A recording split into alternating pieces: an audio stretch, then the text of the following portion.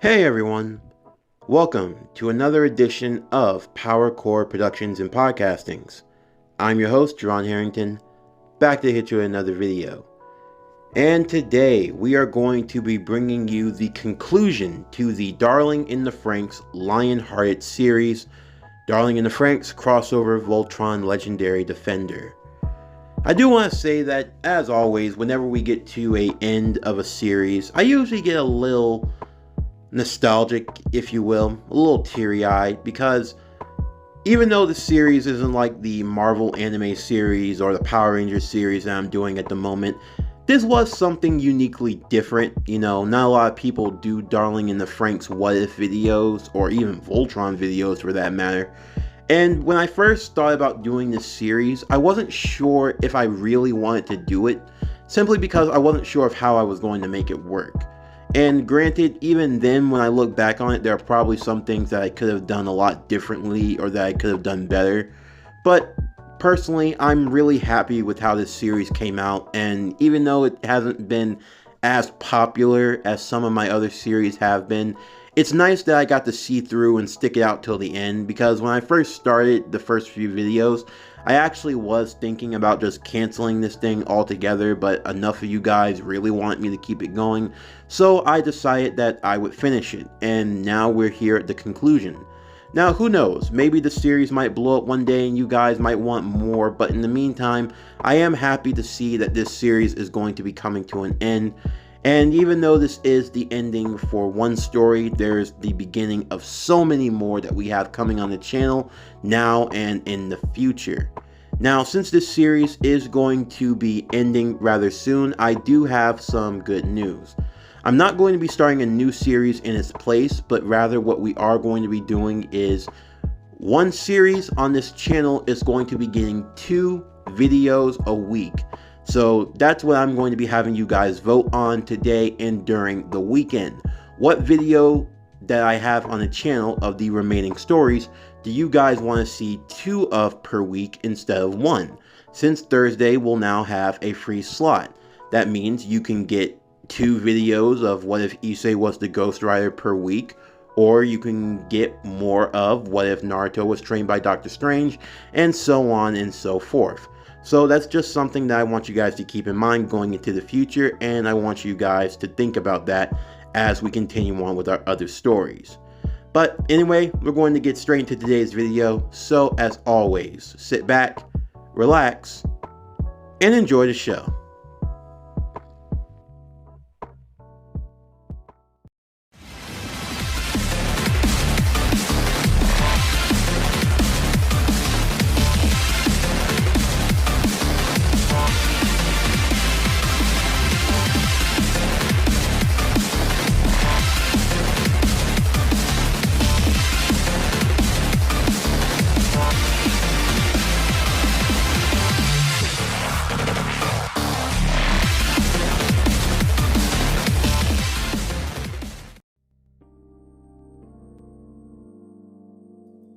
It had been some time since the boys had left with the Klaxosaur Queen and the fleet with Voltron into space. They had gone off into space to fight against Verm and the Verm Armada. With Voltron gone, the girls now were left on their own, unsure of what to do, but knowing that they needed to start again.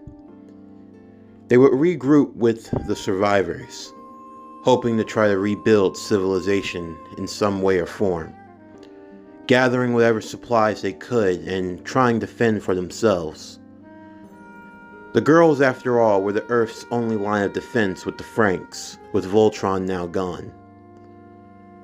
Despite some improvement, they were met with many setbacks, among them being that growing crops on the planet's surface was going to be a lot harder, due to all of the extraction of the magma and use of magma energy from the Earth's core. It dried up much of the nutrients within the Earth's soil itself, making it even more difficult for them to plant and grow their own food. And with the supplies they had managed to gather, they would only be better off for around a year or so. There was also Kokoro, and with every month that passed, Her stomach continued to grow as her pregnancy neared its end. Everyone was dealing with their own stress in their own ways. They missed their friends, the ones whom they had come to know and love. And for those of Squad 13, that was especially strong. For Ichigo, she could only think of Hiro and Goro in their spare time. For Kokoro, she thought of the boy that she had come to know and love, the one of whom she had created new life with in Mitsuru. She also thought of Futoshi, a close friend who was really near and dear to her. Miku also worried for Zoromi, and Inkano also cared for her friends. Hachi and Nana would provide as much assistance as they could. They also came across the notes and other data left behind by the late Dr. Franxx, who died during the battle at the Great Crevasse. They discovered a cryo chamber where the children who were taken from the garden were placed. They had always wondered where they had always gone, never knowing what their fate was. But to see all of them in cryostasis, it meant that they were still alive, that they had a chance. Hachi and Nana would work to release them, and try to get them acclimated to the new world as best they could. They did make some strides though as they continued. However, 02 would be the most anxious of all of the girls. Her worry was for her darling, for Hiro. She wanted to see him, to be with him. And she could feel that there was something. It would start out as a headache, and she tried her best to ignore it, the other girls doing what they could, until eventually one day she collapsed. They took her to a recovery room and left her alone in bed, as that day it was dark and cloudy as it rained upon the earth. However, amongst the rain, and amongst the loud sounds of thunder and lightning, 02 would be lost in her own mindscape. She felt a bond to Hiro. She could see what he sees. If only for a brief moment. She saw him inside of Voltron piloting, doing his best, fighting alongside with the others against the Verm Armada. At first she thought they were mere illusions, that they were dreams and only fantasies. But the more she focused, the more she realized that they were far from just a dream, but they were the reality. The boys were still alive and they were fighting in space. Her darling, he needed her, and she needed to go and find him. As they were exploring, they came across other ships buried underground. They belonged to the Klaxosaurs, with technology and everything else that they might need to survive. The girls had been told of this after their meeting with the Klaxosaur Queen, explaining how they had been able to survive for so long while underground. For everyone, it was truly amazing. If they didn't know any better, it seemed as though the Klaxosaurs had provided them with everything they needed. Ships to be able to get to space, other forms of technology that would allow them to advance the Franxx to go out and do battle in space. It was as if they were giving the humans a fighting chance. Of course, there were some concerns among those of the survivors. After learning the truth and everything they had gone through, did humanity have that right? When humans had their chance to stand and fight for the fate of the galaxy, they turned and ran. They hid after the Great War with everyone else. And now it seemed as though a new war was now on their doorsteps. No one knew or had the right answers, but one thing was for sure. They couldn't afford to sit back. They had to move forward and press on. Before long, Kokoro would give birth to her and Mitsuru's child. It was a somber moment, and Kokoro's heart only ached more and more. She had wished so much that Mitsuru could have been there. Something that should have been precious to them. A moment that should have been sacred. It was robbed by those of Verm. Papa. Someone who had lied and used them their whole lives. And even now, he had taken something away, even if he wasn't there. 02 was growing impatient, and once the Franxx had been upgraded, they found an Armada ship that was set to go to where the battle was taking place. Now a decision had to be made.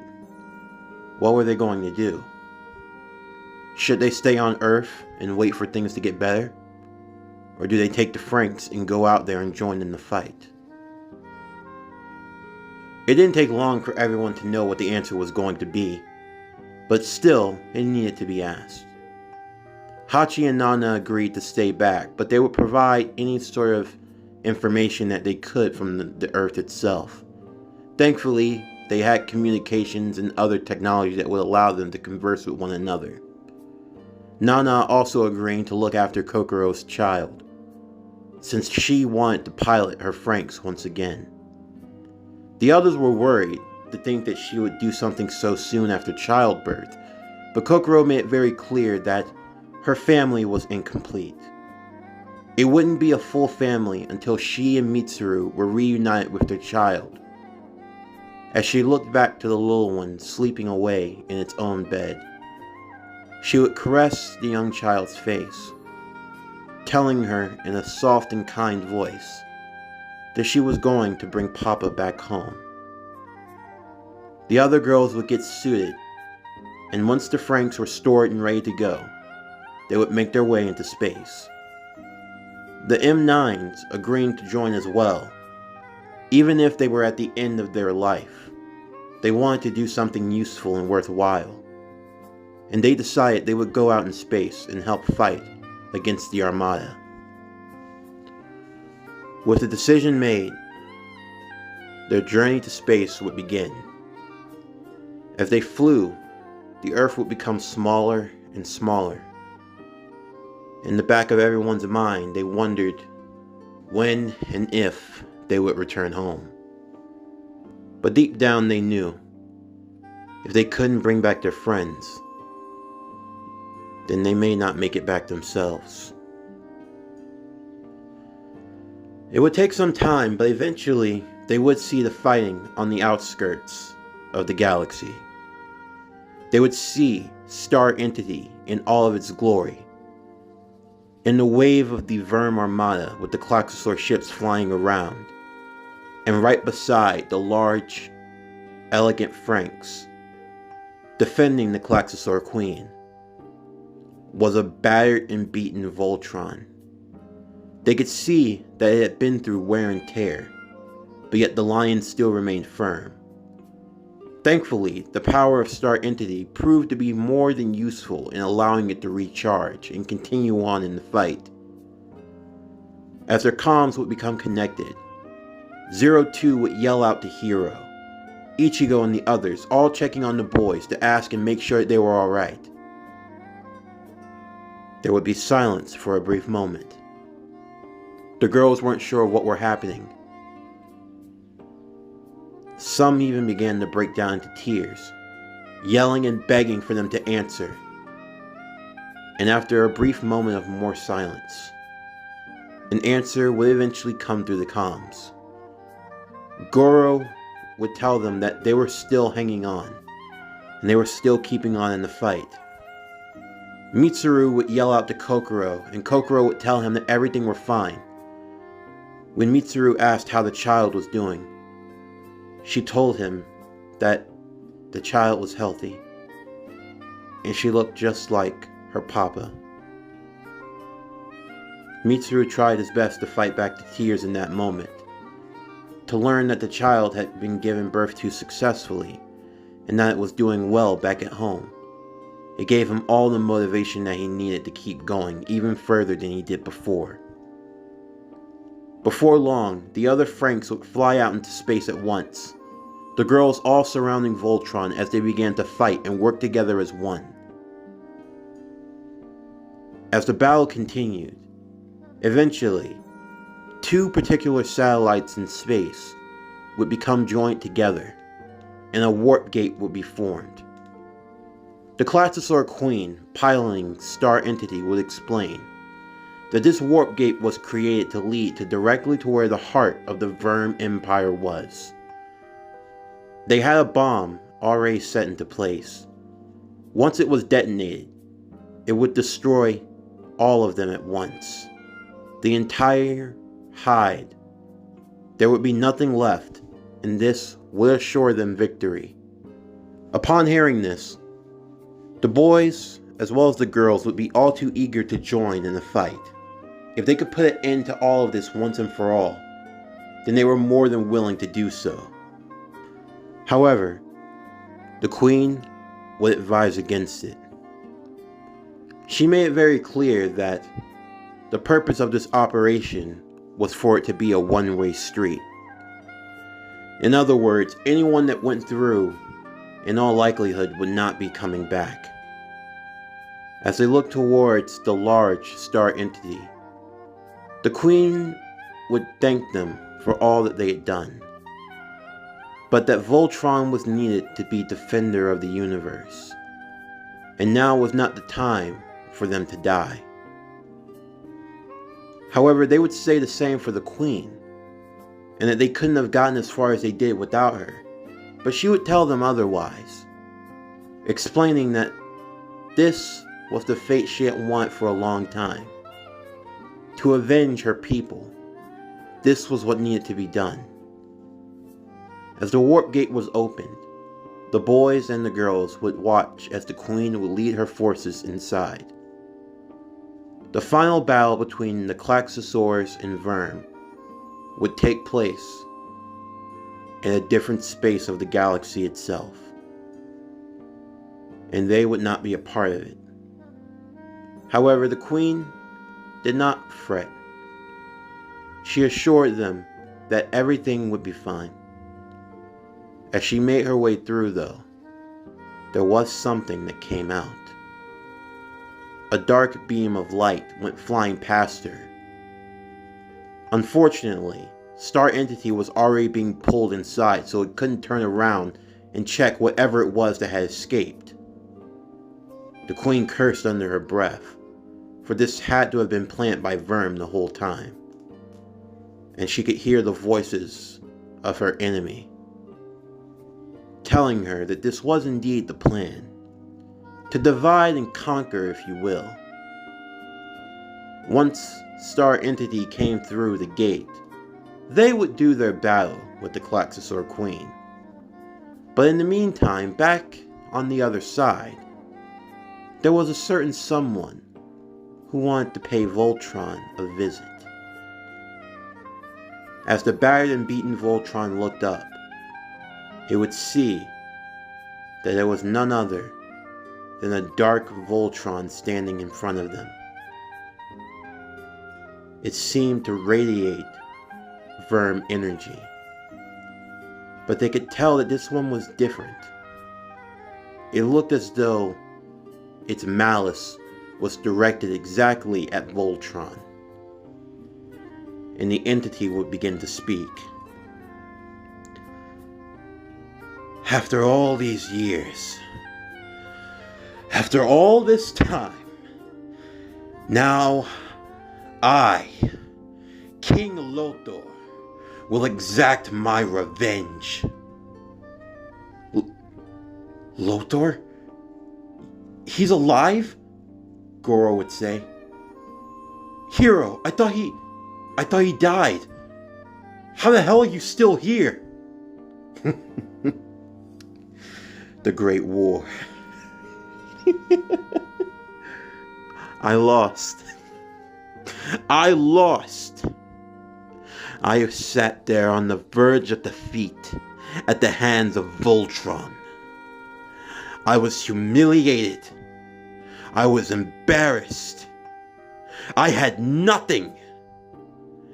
I sat there in my own squalor, ready to accept my fate when it called out to me. The light, the Verm Armada, allowed me to join them, to join the collective. And my eyes were open, and I saw everything that the galaxy had to offer. And yet, despite it all, there is still one thing that troubled my heart. And Verm felt it. Papa felt it. He felt what troubled me. And he allowed me my vengeance. He would free me from the collective on one request. That I take the power that I was given, and I wipe you from the face of the galaxy itself. That is why I exist. The one thing keeping me from joining the collective, from truly giving myself over, is my hatred for you. Even if you are not the same pilots I fought over 100 years ago, that doesn't matter. I don't care who pilots you damn lions. The only thing I care about is destroying you. I will destroy you, your Earth, and everything you know and love. This is my vindication, my salvation. Verm can have the galaxy. I don't even care about that anymore. But Voltron, that is my vengeance. That is left for me. And now that I have you right where I want you, you will fall by my hands. I hope you are prepared. And I hope that the galaxy remembers this day. Because this is the day that Voltron dies. The Dark Voltron, piloted by the consciousness of the once thought to have been dead Drool King Lotor, would descend upon the beaten and battered Voltron. Using its own dark energized sword, it would clash with the blazing sword of Voltron itself. The boys doing their best to fight it off, but they lacked the power. It was only Star Entity that kept them going, and they knew that without it, they were at the end of their rope. The girls and the Franxx would go and join the boys in battle, but they were only able to hold off the inevitable. Voltron was beaten to the point where the lions had to disperse to conserve whatever power they had left. Each girl would go to their respective lion to try to protect them, as the Dark Voltron would start to beat down on them over and over again until eventually the Franxx found themselves injured as well, forcing them to revert back into their stampede mode. It seemed as though now there were more lions, but they were all still pretty weak and pathetic in Lothor's mind. And now he get the pleasure of lion hunting. As he bashed and slashed away at them, they began to break and to fall apart. For the girls and the boys respectively, they weren't sure of just how long they could hold out, of just how far they could go. Strelitzia and the Red Lion would be together as Lotor turned his attentions to them. They tried their best to fight and to hold on for as long as they could. But eventually it got to a point where the Red Lion lost its right leg and its right hind leg, and Strelitzia lost its left leg and left hind leg as well, until eventually they seemed to be hobbled, not having much left. It seems you've lost a leg, Red Lion. Female Red Lion. And now what are you going to do? The both of you are now crippled and weak. Neither of you can stand on your own. You have lost. The others would race towards them, even while in their damaged state. They didn't want to leave Hiro and 02 alone. As the two robotic lions stood together side by side, each one missing a respective leg and hind leg of sort. As they stood together, both of their horns starting to glow, Hiro's dark blue and 02's bright red. A spark would form between them, as they would think to themselves of a certain saying that they had heard long ago. There is a bird, the jigen, known as the bird that shares wings, for each only possesses one. Unless a male and a female pair lean on each other and act as one, they are incapable of flight. They are imperfect, incomplete creatures. But for them, these creatures, they are profoundly beautiful. Even if they cannot fly on their own, they support one another. And when they do so, they are able to take flight and fly high into the skies above. 02 and Hiro, their consciousness would reach out to one another. They knew that in this moment, neither one could stand on their own. But together, they would have that power.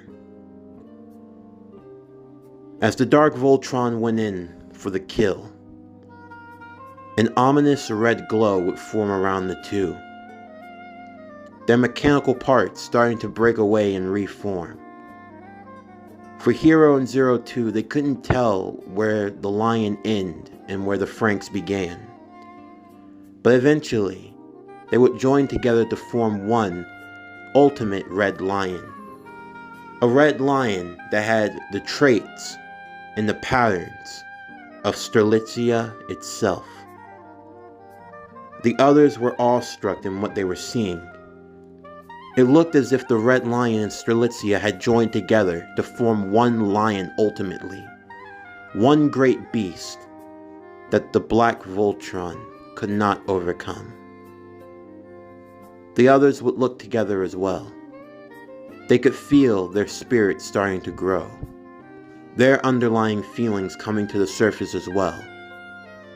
Goro with Ichigo, Futoshi and Inkino, Zoromi and Miku, Mitsuru and Kokoro. They would feel their lions starting to bond and to join. The black lion combining with Delphinium. The yellow lion combining with Chlorophantom. The green lion combining with Argenti. And the blue lion merging with Genista.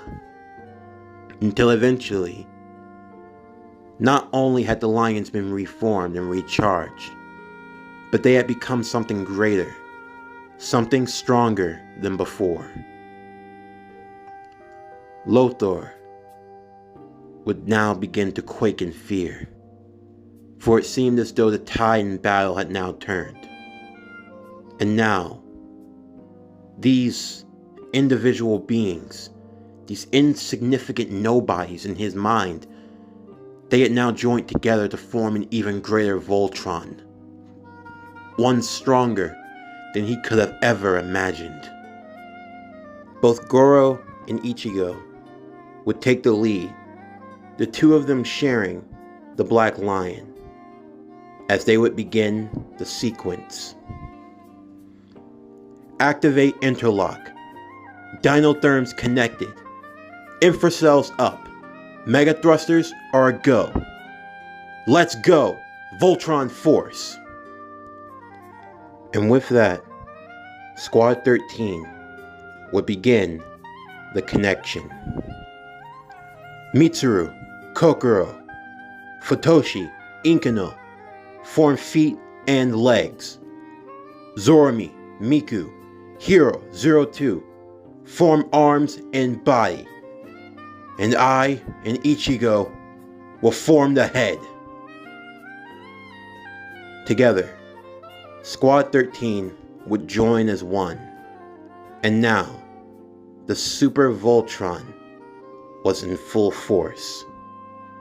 As they came face to face with the Dark Voltron, they would join their spirits to form the Blazing Sword, a sword that shined even brighter than the one that they had originally formed. The Dark Voltron would scream in anger, attempting to go in for one final desperate attack.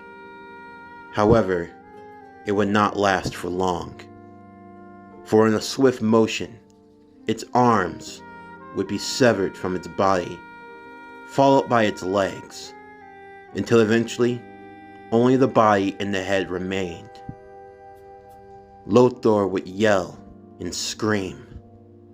All this time, everything he had been through, all for this one moment, and now even that was taken from him. His vengeance that he had sought for so long, this would also be denied. As they would yell out the charge for the final strike, they would bring the sword down true, and with that, the consciousness of the Drool King and his evil would be completely eradicated from the galaxy.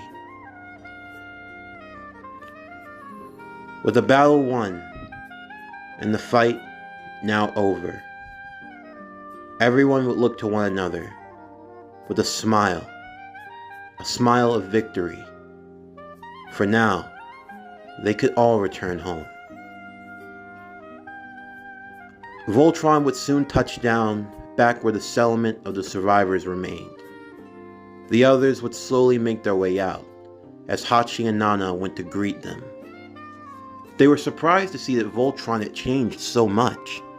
It looked as if each of the lions had merged with one of their respective Franxx, but how were they able to do something like that?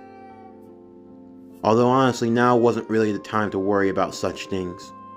They were just happy that the children had made it back alive and safe. They asked what happened to Star Entity and the Klaxosaur Queen as well as the Armada, and they explained that she ultimately made the sacrifice to go off and to finish Verm once and for all. And while they would never know it, the Queen was in fact able to do so. While the Klaxosaur race would now only live on through Hiro and 02, their sacrifice and their memory would be something that would never be forgotten through history. The sacrifice of a people that gave their all for the sake of the universe, to defeat the Verm Empire once and for all. It would become slow for a while, as everyone took to using the resources that they could find to help rebuild the planet that was now once lost. Slowly but surely, the galaxy would begin to recover. However, the lasting effects of the Great War and everything that had come after it, those were scars that would not be so easily healed. After a while, there was another conversation that would come up as well. What were they going to do about Voltron? Voltron couldn't just be kept to themselves, not just on Earth. There were no use in telling of how many others out there in the galaxy needed help and assistance. They couldn't just afford to keep the lion to themselves. But at the same time, where would they start? Where would they even begin to look? They didn't know much about the solar system or how to traverse it for that much. But that's where Hachi would come in. He would tell them that the doctor had left a lot of backlogs and data. A lot explaining about the other planets in their solar system. Planets that had life, and planets that were once a part of the Galactic Empire, as well as those that were a part of the United Front. They sent out a distress signal from Earth to any of the planets, asking if there were any survivors in need of assistance. The distress call was sent out, but at first they wouldn't get much of anything. But after a few months passed, some signals would come back, requesting for Voltron's assistance. Once they saw that there were those who needed help, the boys decided on what they needed to do. Preparations were made, and before long Voltron would find itself flying back out into space once more, to take care of any stragglers that remained, helping as the galaxy slowly began to rebuild and reform itself once again. Voltron, Defender of the Universe, was now living up to its name once more. The boys would continue until eventually they would come across the lost planet of Eris, a planet where the great Princess Allura once ruled. When they found the planet, they found more amongst the overgrown bushes. They would find the Leighton Castle, and they would find where the origins of Voltron began. It would take some time, but eventually time would heal all wounds. Before long, the seasons would begin to change, and new life would take form. Next generations were now starting to grow and take foot into a new world that had been built for them. But where does our story end? What happened to Hiro, to 02, and to all of the others? Did they continue on in their adventures in the Franxx as a part of Voltron? Well, all great things must eventually come to an end. As the boys grew older, they knew that they couldn't stay as pilots of Voltron forever. Eventually, new cadets were chosen. New bright young minds to take up the role of being the defender of the universe. Mitsuru and Kokoro would retire, deciding to live a peaceful life with their ever-growing family. Futoshi would develop his craft for baking and in other forms of cooking as well, and that soon became his passion, helping with food and other forms of cooking. As for Zoromi and Miku, they eventually got married themselves, although whenever they had an argument, it could be heard for miles. Goro and Ichigo eventually settled down as well. Goro always being the type of explorer that he was always the type of person keen to fly off in his ship and travel the planet to check and see if there were any survivors or any other resources that the Earth could use outside of magma energy. Inkano would devote her time to studying, and she would learn and take up the profession in medicine, deciding that being a doctor would be more along her lines. And she eventually met a girl, and they eventually were able to build a spark in their own way. But what about Hiro and 02? They weren't sure of what they were going to do with their lives, to be honest. They weren't sure of what they had wanted to be. Out of everyone, Hiro stayed being a pilot for the Red Lion the longest. Although eventually his color would change, when Goro would give up the role of the Black Lion to him, believing that now it was his turn to lead. But who took the Red Lion, you might be wondering? Well, that would be none other than 02 herself. Together, they would lead a new team of Voltron. flying off into the galaxy, helping wherever they were needed, and always making sure to come back to Earth to visit their friends and their loved ones. Of course, eventually, they would both retire from their piloting duties, having carried on the role longer than anyone else in Squad 13 ever did, and they settled for a life on Earth, started a family, you know the rest. Eventually, time passed on and humanity would eventually restore itself once more. They would remember the stories of what they had learned, about Vern, about that of the evil Armada, and how their world almost came to an end. But they would also hear stories of triumph, and how even in the darkness, they were able to overcome. The galaxy would slowly start to rebuild, and planets would start to reconnect once again. How far would their reconnecting go? Only time could tell. Voltron would see many more pilots come and go. Many would take up the various mantles of lions. But among them all, there was one group in particular. One group whose story and exploits would be revered, and their legacy would live on until the end of time. As the people of various planets look up to the sky above, looking up into the stars of the galaxy, they knew that their hero would always be there to defend them. That Voltron, the defender of the universe, lived.